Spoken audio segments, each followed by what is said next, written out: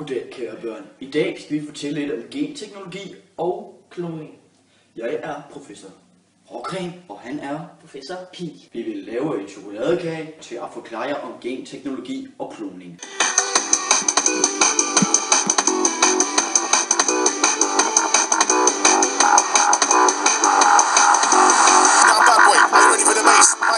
Get on the case.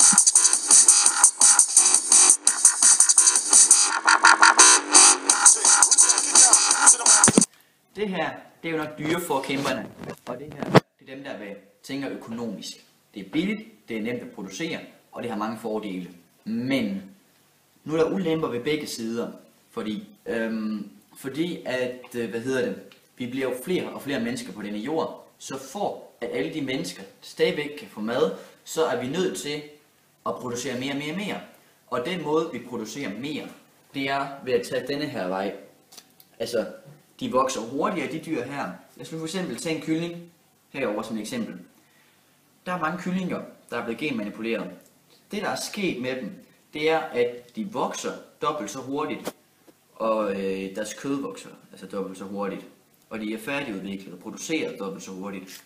Men det, der sådan set den største udfordring for de kylling her, det er, at deres bryst, det er det, deres eftertrækte. Det bliver kæmpe, så kyllingerne de får rigtig svært ved at stå på deres ben. Så de kyllinger, man ser i dag, kan det ikke rigtig gå.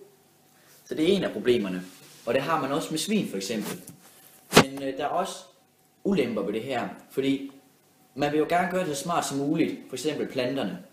Så dem gør man resistente, når man genmanipulerer dem, som jeg forklarer, man kunne man putte forskellige ting, væksthormoner, eller gøre dem resistente over for et eller andet.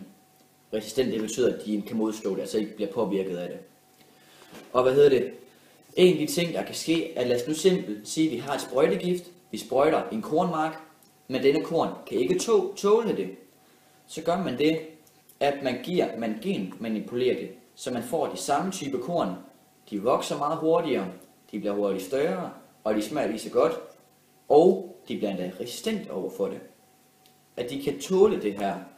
Og det er jo en meget god fordel, men man risikerer også bare, at fordi planter de krydser hinanden, så man kan sige ukrudtet forskellige skvalderkål, det kan gå sammen med noget majs og udvikle en helt ny. Og på den måde vil der over længere sigt vil planten også få tilført skvalderkålet, altså ukrudtet, også få tilført dette. Og dermed også blive resistent over for det.